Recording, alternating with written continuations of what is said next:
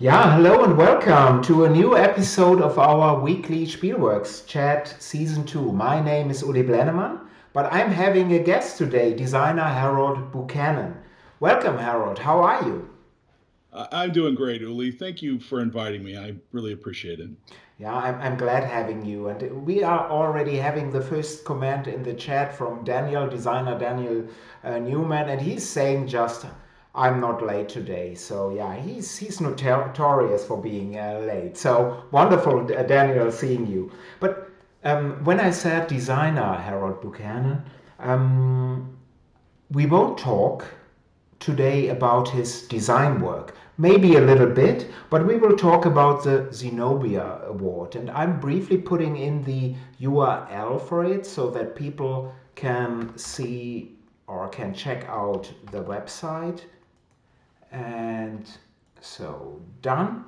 And so, before we talk about the Zenobia Award in detail, Harold, please tell us something about yourself, about your personal background. Yes, thanks, Uli. I'm retired from a career in finance, but part of my retirement is I'm an adjunct professor at UC San Diego. Live in Southern California.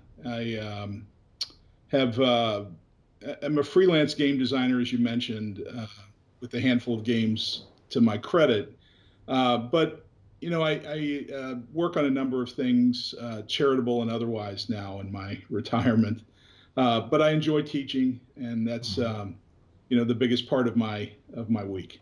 You are wonderful. So we are having more comments here. So hello Mo, hello to Texas, hello, good morning Steve. So good to see you. And then a very nice comment here from a German player. So I'm playing online a lot with Steffen, and he's saying, greetings to Harold. He has the most, and now my pronunciation is probably bad. He has the most melodious voice in the whole wargaming community. I'm a big fan of his wonderful podcast, so sorry for this pronunciation.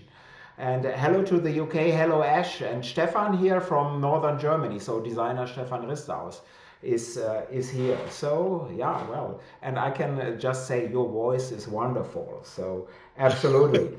But let's simply start. Harold, what is the Zenobia Award? Well, so Zenobia Award is an award where we try to identify excellent, excellent designers that are from underrepresented groups in our wargaming subcommunity, and do whatever we can to mentor them and get them to the point where we'll see some of these their interesting designs in publication. And that's the whole idea. So the process, of course, is much broader. We try to attract a large group, put them through a funnel, judge, mentor, assist, access, and at the end we should end up with some really excellent output that I think will help advance the community. So that's the generality of what the Zenobia Award is. Yeah, and I think really this is a most important award and long overdue. And I really can only thank the whole team for making this happen. So, who are the people who were involved right from the start, or who thought let's do something about it and not only talk about this? Can you please tell us who were involved? Well, I'll tell you the story.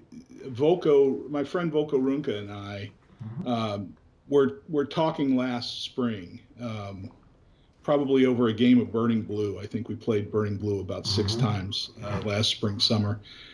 And the discussion really was around how our subsegment of the hobby wasn't changing as fast as the rest of the board gaming community. Mm-hmm.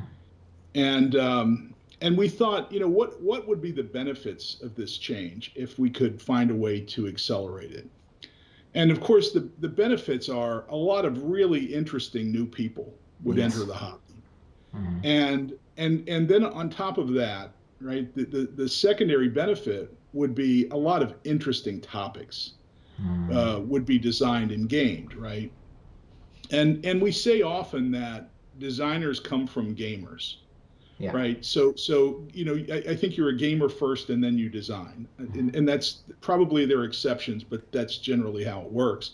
So with that, if we think about our hobby as kind of dominated by white males, which is factual and is not an indictment, right? Yeah. It's the hobby that I love and the group that I love. But if that's the case, we can't really turn to that group to generate a new set of individuals and ideas that are more diverse. We have to find some way to cultivate people that either are, kind of nascent and not well developed, or from the outside, pull them in from the board gaming general community. And how do we do that? And so we spent a lot of time, Volko and I, just talking about that. And what the suggestion was, we're not publishers. I'm a professor. I'm a freelance game designer. I don't have any weight in the board game community, but we do have we do have access that other people don't, right? Volko's an icon, right? And I like to carry his bags when we go somewhere. But at the same time, we both have already solved the problem of publishing a game. Yes. And while looking back, we may all think that that's a simple process. Getting access to people like Gene Billingsley and Uli and others that can help us publish games is not an easy thing to do. And I'm kind of a bull in a china shop, so I just put my head down and charged through and got access to Gene. And Gene, I apologize for that process, but it's not easy. You have to know the secret handshake. It was very easy for me to communicate with those around Gene. And Gene's a wonderful guy, and so it made it much easier. But not everybody has the access, and not everybody has the ability, right? The secret handshake and the ability to get that access. So what we did was we said, let's pull together a board. And frankly, the first step was we just interviewed over 100 people, yourself included, and just said, so here's the problem. What can we do, right? And accepting the fact that we, at least Volko and I, have limited capability. And in the end, we decided, kind of after all of that input, that the best way to do it would be to put together a board and form an award, right? Use the power of recognition and some financial gain to drive people out of kind of out of the underground and into the light where we can help. And then on top of that, once we get people up and access to them, provide them with mentorship, provide them with excellent help. You're involved as well in that part of the process. We've added technology mentors that can help them get their prototypes into TTS, all sorts of help, right? That they just don't have now, and that process has been magnificent. We've assembled. One of the first people I went to was my good friend Edgar Melick, and Edgar is a technologist, and so I know that you're involved in many ways with the Awardly, and so the wonderful technology you see is a result of Edgar's hard work, and that's just one example of so many volunteers. 13 board members that are as diverse as we could come up with in this subgenre that's not so diverse. Yeah. We're working toward the most diverse board, right? That's the goal. But right now we're doing what we can.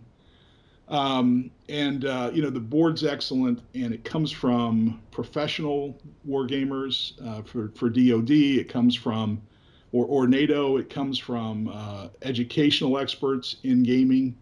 It comes from, just icon designers. right. So 13. I'm not going to read the names, but they're on our Zenobia Award.org website. And that board steers, and then we rely on a tremendous number of volunteers to help. And it's I'll stop there for now, but it's been a wonderful success, as you're aware and you've been a part of. Yeah, I think this is really wonderfully done. So because personally I had some doubts. You had a key sentence when pretty much right at the start that the historical board gaming community isn't changing as fast as the rest of the as the Right. gaming community. And I started in wargaming more than 40 years ago, and at that time it was just male, and we were playing hex and counter war games, and that was is no woman at all. I can't remember at a convention in the 80s any woman players. So it's getting better. It's changing, but pretty slow. Do you have an idea, Harold, why historical gamers are still why there are so many white male and why we wargamers are changing so slowly? Right. Yeah. First of all, Uli, I think of you as a war game designer. So that's the category you fall under and qualify for in my mind. Um, you know, I don't know, and first of all, I don't want any of this to seem like an indictment of that community because No. and I know you don't either, but I love No. that community. And I find so much kindness and goodness, right? I mean, all of the good work that this group has been able to do is on the backs of so much participation and help from that core part of the hobby. But it probably goes back to the core hobby from the 1970s and 80s, right? Before we, at the start of the German industry and before we had any other game options but Monopoly and Clue in the United States, there was you could walk into your local hobby store or local, department store and find Avalon Hill and SPI games. And in those days, those companies, Avalon Hill would sell a million copies of Panzer Leader, or so they went everywhere. And so it's the war game hobby is very different now than it was then. But then when many of us were kids, we had those iconic boxes, right? The Panzer Blitz box, Yeah. Panzer Leader box. Those are iconic in our head because we all saw them and played them. And I know that I played them all wrong. I didn't understand the rules, but I loved, right, it was for a kid, right? It was just those things that a kid loves. And there it was also at a time where gender roles were defined differently than they are today. Absolutely. Absolutely. And and so, you hand, at the time I would have handed my daughter a Barbie and my son a tank. But when I had kids, I didn't do that, and I fought any urge, knowing that wasn't necessarily the right answer. So if that all started and reinforced the male part of the hobby, then it just carried forward to what we have now. But it's interesting, right? The change that you mentioned is coming, and it's coming fast. Yes. And it's coming from a couple of directions. One is it's coming from young people that are entering the hobby, right? So young people, my son, I introduced him to war games. He plays a little bit. When he's around, he'll come play a game with me. But the hex and counter thing carries no cachet to him or No. no interest. He doesn't Yeah. get it, right? Yeah. On the other hand, a coin game with area movement and abstracted pieces to him is the best war game, right? And that's his definition. I don't want to argue about what is or what isn't a war game. So young people coming in, and the other thing we're seeing is, Uli, I wish we had better data on who we were and who the players were in any part of the hobby. We just have terrible data, and it drives me nuts. But I accept that's where we are. The other thing that I'm seeing though is a lot of gamers moving in from traditional board gaming players that love strategic games. They love depth. and they're looking for something else interesting in the historical games that we design and play. Yeah. And so that's creating a change, right? There's a shift that's occurring, Yeah. and you can see the shift and how it's influencing the product mix, but you can also see how it's frustrating the old guard, right? So there's a lot going on in the hobby, and it's going to make us all stronger and better, and we're all learning from it. But yeah, there's a lot of change happening. Yeah, which is a good thing. And here in the chat, Daniel is saying the internet really did a lot for accessibility of gaming. Yes, gaming can be consumed everywhere, and you have access to data. You can check out the games. Absolutely true. And by the way, we have also a Zenobia participant here. It's Nicholas. So he's saying hello, hello everyone. So and Nicholas, good luck here. So Yes, that excellent. you may win the award. So, but Yes. Harold, getting back to the award, how was the reception from people? What did you expect? How many proposals you were expecting to Yeah. appear? How many did you get? Well, as you and I have talked over time, I I viewed this as an experiment. Volko and I both viewed this as an experiment. The board accepted that. We all went forward knowing that we don't know how this is going to come out, and it was interesting and exciting, but also stressful because you don't know if we're going to have 5 designers with prototypes, right, that present. We had no idea, and the result was amazing, right? It was ballpark 100 Yeah, entrance yeah, initially. I was so happy, right? I mean, because as you said, we didn't know, and we were all skeptical, trying to be healthy in our skepticism, but we just didn't know. So that was amazing, and that was a game changer, right? That when we saw 100, we said, this is going to result in some really yes, good games. mm, And by the way, my output measure of success here for me is not just are we going to award one winner and a couple of runners up and get one of them published. I would love to see 10 or 20 games published out of this whole yes, process. I don't want to leave anybody behind. If somebody wants help, mentorship, and frankly, everybody feels that way, right? It's yes, it's interesting to watch people get so connected to their mentees, and then if the mentee doesn't make it to the next stage, stay involved with yes, that mentee and help, right? I mean, it's the best possible situation. So we had almost 100 applications, mm, and we had our first filter, which was kind of evaluating the concept proposals. So everyone had a concept proposal standard. They made it, and then we had independent judges, and yourself included, and including a very diverse group. So in every group of judges, half were from an underrepresented community, yes, which was a standard that Volko and I set, and something we were able to live up to, and made us very happy. So after the judging, we ended up with 46 proposals, right, that have passed and are of tremendous interest. And I'm so excited. The four, and I'm going to digress a little bit from your question, but I just want some specifics here. And we're going to start to disclose to the public who the prototype finalists are. But the four that I've been working with as a mentor, one game is on the Haitian Revolution, mm, right?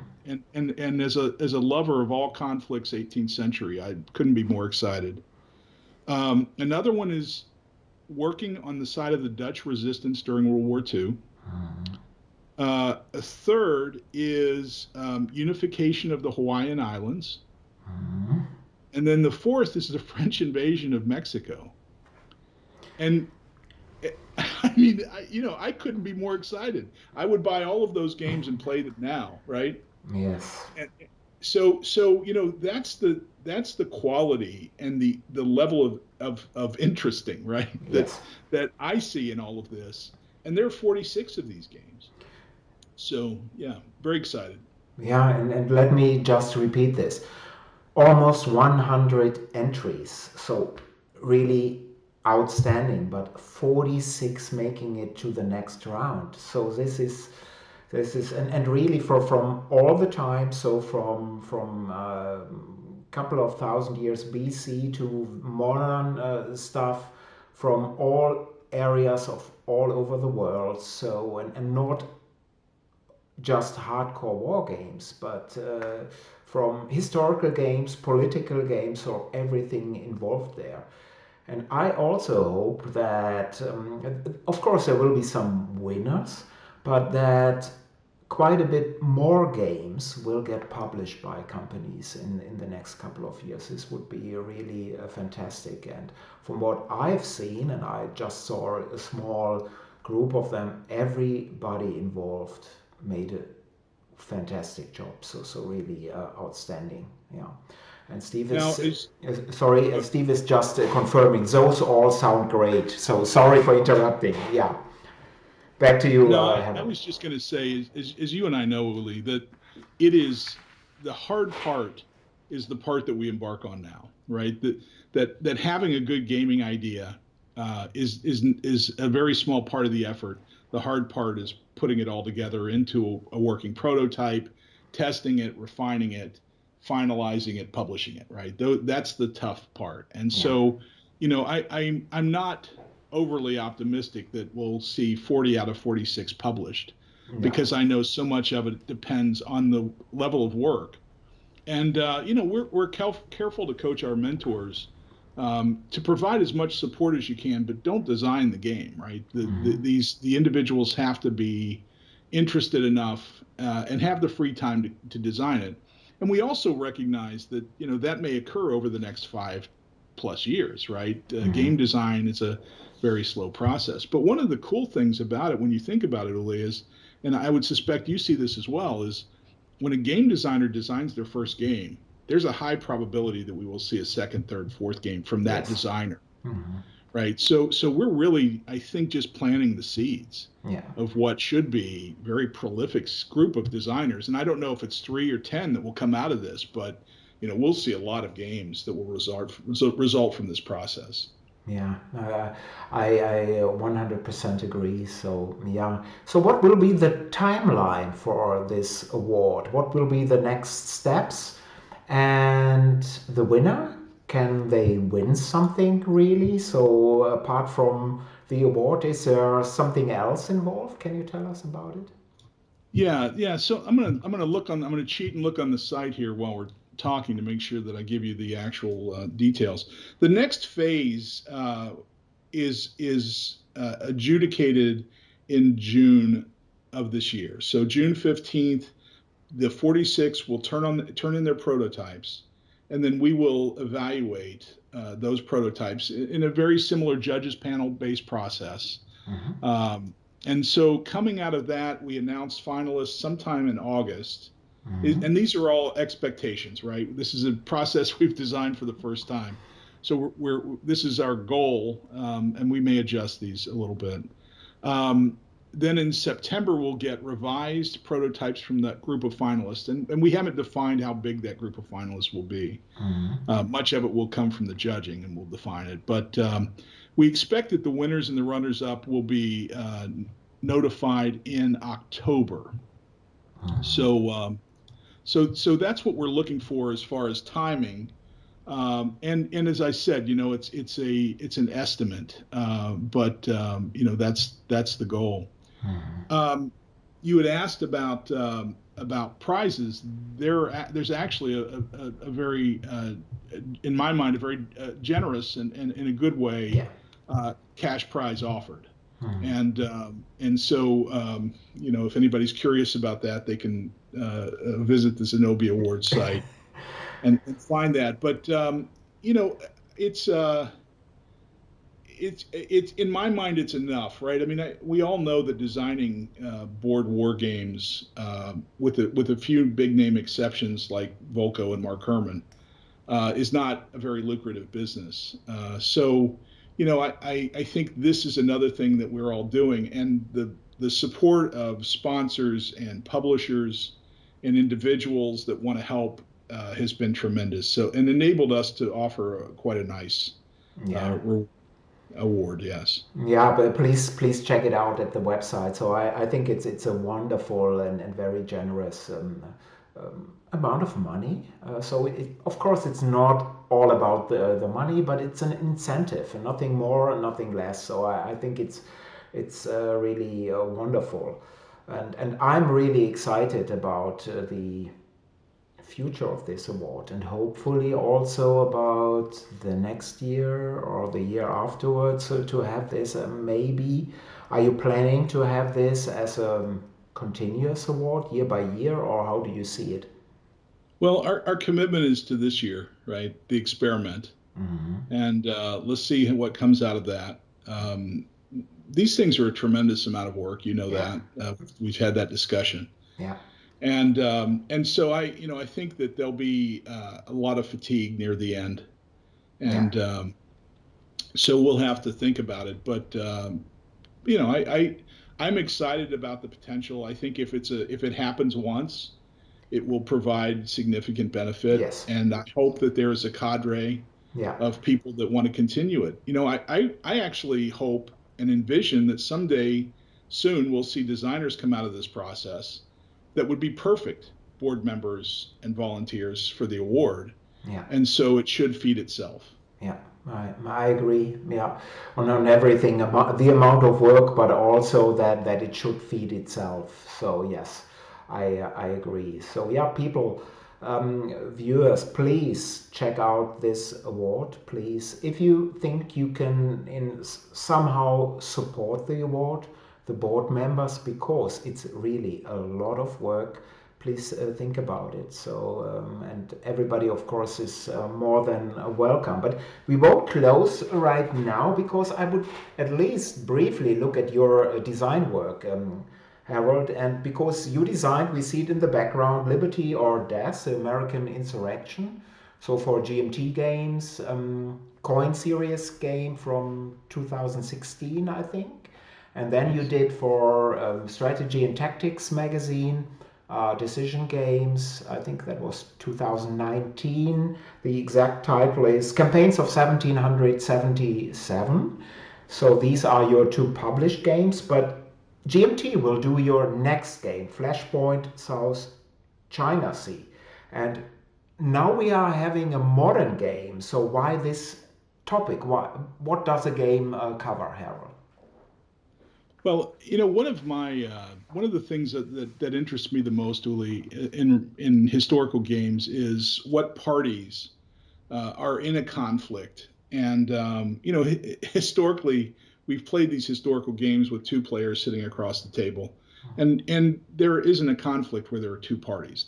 There are 10, 20, 100 parties Mhm. in a conflict. And so my real interest is how do you pull these conflicts together in an interesting way and game them, but really reflect the complexity of these relationships. South China Sea is the first step. It's designed as a two-player game, but frankly, you have the South China Sea, you have the China's claims across all of it, based on their history. Mhm. Then you also have five other countries there that claim Mhm. parts of it, and so you know there's really a 7, 8, 9, 10 party Mhm. disagreement going on. So I'm trying to model that. It's not a you know it's not a there aren't ships and missiles. Mhm. And I understand that's not for everybody. Some people like ships and missiles. I like ships and missiles sometimes. But it's more about the exercise of soft power in that region by the Chinese and the U.S. governments at a Mhm. very interesting time. Mhm. And it plays very and the other thing that I wanted to do with that game, Uli, and is I wanted to make it play fast and Mhm. easy to learn. So, you know, the timing amongst two experienced players is 30 minutes. That's You wonderful. Yeah. just play it very quickly. The rules set is going to be small. I'm Mhm. putting a bunch of examples in, so you know I'm not going to quote it in pages, but it's going to be a relatively simple rule set, hopefully quick to learn, easy to teach, Mhm. and so I'm just experimenting with a bunch of different factors. But you know I'm interested in these conflicts where there are a lot of different parties and how they look at and how they work together, and then also disagree with each other at the same time. Yeah, this sounds really fascinating. So let me just put in the chat window the URL of that game. You see, I did my homework here. Yes, thank you. No, that of course it needs to be done. But you are saying playing time, if you have already played the game, is 30 minutes. So this is also, I think, a very good factor. And when will the game be out approximately? Of course, it's very hard to judge it at this moment.